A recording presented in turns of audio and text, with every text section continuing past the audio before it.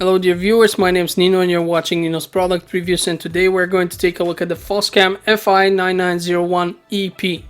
Now the interesting thing about this camera is that it might look like another model you've seen in one of my videos, but this security camera actually offers 4 megapixels, so it can handle a much higher resolution than Full HD.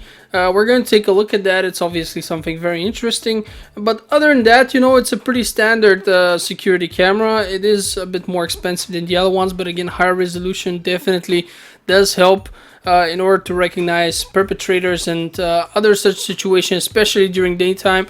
At night, if you're guarding a pretty large area, the faces of people will be blurry, but it will still help you, and give additional possibilities. Now, the first thing you're going to notice is that, as I've mentioned before, the camera looks very similar to the previous model from which this one is derived. It has a metal body. It comes with a power cord. You have a LAN cable here, which is provided. And specifically on the topic of this LAN cable, it's a pretty shitty one, so I strongly advise you to use something else that you have, something of higher quality. Now, the first thing I'm going to show you is how to open the camera, because you actually need to open this camera in order to insert a microSD card. And you'll see me carefully removing the sticker here, because when these manufacturers place stickers like that over screws or anything similar to that, that's usually for them to somehow deny you your warranty if something happens. Now, this tool that is provided is excellent for opening the outer shell of the camera, so that's what I'm going to use. Back to the warranty issue. Now, I have actually asked Foscam about this, and they have given me conflicting information. While the customer service has straight out told me that yes, this will void your warranty, in other places I have read that this will not void your warranty. So it's really, I guess, a thing where they're gonna try to tell you, you voided your warranty, and if you really insist, it'll probably work anyway. But in order for us to just not have this headache, just carefully peel it off like I did and just position it back on it. I've done this several times and there are no problems. It doesn't stick that hard, it doesn't fall apart easily, so as long as you're careful, you shouldn't have any problems. Now, once we've opened the camera, and for that we'll need a screwdriver as well. As you saw, we have a few Phillips screws. We can actually access the microSD card slot. It's a bit hard to see. Be sure not to pull the guts of the camera out too much, because there are cables inside you don't want to damage. So just pull them as much as I have here. That will be more than enough. You have a snap-on slot, so all you have to do is press the microSD card and it's going to go in there, snap in, and if you want to pull it out, you press it again, it snaps out. Pretty much standard fare in most such devices, unlike phones where you actually just slide it in, it doesn't snap in most cases. But yeah, that's how you insert your microSD card. You're going to have to close the camera up again, and the process is basically the same, only in reverse. Now, next thing you're going to see here is that I'm actually using this interface here. And this is actually the web interface. I get asked this a lot. How do you access this? I got a different software. Now, this is not an external software. I didn't have to install anything on this camera to get to this interface. All you need to do is you open your CD that comes with it, and you first check out for a program which is going to help you to find your P2P camera. It's usually I lied to you, I think it's Search Pro, but I'm not sure. It's something like that. You can't mistake it. As soon as you open it, it shows you the camera. You double click on it and you see the IP address of your camera. Then you enter this IP address into your browser and you're in here where I am right now. I find this interface much better than any other software, except if you buy professional software, but that costs money, so it's a matter of taste. Now, as for the functions, you can see that I have here a 2K resolution, which is really awesome. It actually does make a serious difference when you look at it. And you can tell, for example, that the zoom, while being only a software zoom, so it's not optical, even when I zoom in very deeply, the pixelization is not that extreme as with other cameras. That is really thanks to the high resolution that we're enjoying here. So the resolution definitely helps. So we have a WDR, which is just a video version of HDR. It just makes everything a bit brighter if your camera is too dark, if the recording just happens to be too dark. Other than that, you can change the IR LED cycles and you can change the colors if you want to. I'm not gonna mess with it right now. It's actually, while you can see the sun, it wasn't very bright because the sun wasn't illuminating the area that I'm guarding currently with this camera. And as we go into the settings of the camera, we'll see things like camera time, multi-camera options. Here I have an R2 parallel to this one, just to show you how two cameras look. network settings, some of these will be very important. For example, the possibility to set up your email so that the camera can send you push notifications to your email. Another option is, of course, going to the FTP settings. FTP settings very important. If you have a router, for example, which supports programming a micro USB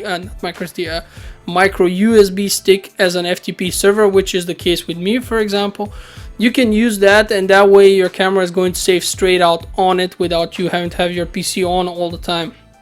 Now, in the video settings, we see a mainstream and a substream.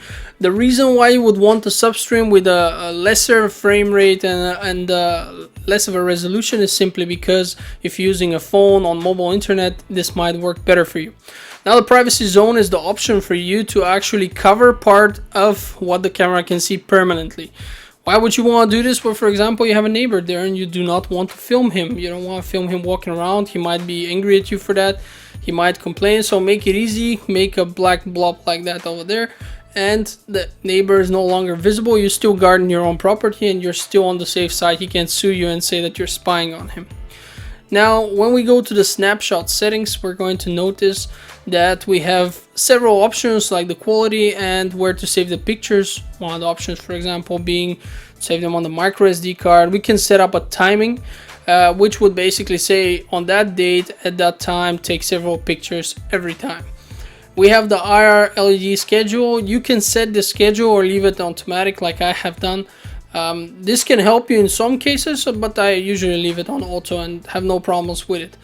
Now, when it comes to your motion detection, you see we have a lot of options here and they're all very important. Now, camera sound obviously will not work because this camera does not have a speaker, but PC sound would. If you actually have your PC on and on this page, then your PC will scream as soon as there's a motion detection. And of course we'll record, send you emails, push messages to your phone, etc. So you can set that up. You can also tell your phone what areas you want, not your phone, sorry, your camera, which areas you want it to detect and what at what intensity. Now, this can be important in case you have an area where there's a lot of movement at sometimes, and you really don't want the camera to overreact to that unless somebody goes really close. For example, that's when you would set the area 1 at low, for example. Area 2 I've set medium, and area 3 is everything else at high. Now, this is just a random example. You can do it however you like it. I usually just have one area and leave it at medium. That works best for me. But you need to experiment. You need to really set it up, go out, walk around, see when it triggers it, see if that's enough for you. This is your safety you're playing with, so you know, stay safe. Now, when we go to the recording, we'll see that we can set up the location of the recordings and we can activate an alarm recording pre-record. Now, this is very important. I love this function. Basically, what it does is the camera constantly loops, in this case, 5 seconds. And as soon as something triggers a motion, it's going to save these 5 seconds to the video. In other words, if I am to enter a room that is being guarded, the camera will save a file. When I click it, I'll see 5 seconds before I even entered it, then how I entered the room and what happens next. This can be very useful and it can give your camera time to react. For example, if someone suddenly breaks your window, it might not actually be able to film the stone hitting the window. It will film it afterwards. With this function, you always get the best result. Scheduled recording is pretty much the same, only you force the camera to record at a specific time. SD card status and stuff like that is nothing that we haven't seen before, but I don't have one inside right now. So if we put that aside, I've decided to show you some of the night recording. We see a person here. You will notice that this is pretty high up, by the way, and you'll notice that you cannot recognize her face. Even with this higher resolution, it's dark. You see some illumination in the background, but it's still fairly dark here. So that's the reason why you can't recognize faces in the night. I really haven't seen any camera that can do that at long distance. But it still offers a very nice resolution. We could easily tell it's a woman with long hair. We could see her clothes, get a feel for the color of her clothes. You see how far she is right now, but we still have a pretty good feeling of what she looks like, and we could give that description to the police if need be. Oh no, I think this camera is awesome. It is the very fair price. It's not a cheap camera, but it offers excellent video quality, and when it comes to a security camera, video quality is king. You have also the nice Foscam cloud feature. Even if you don't buy cloud stuff, you can still access your camera through the cloud application for free, so that's pretty nice. If you want to buy the camera, I'll have links in the description. Thanks for watching. I'll see you next time.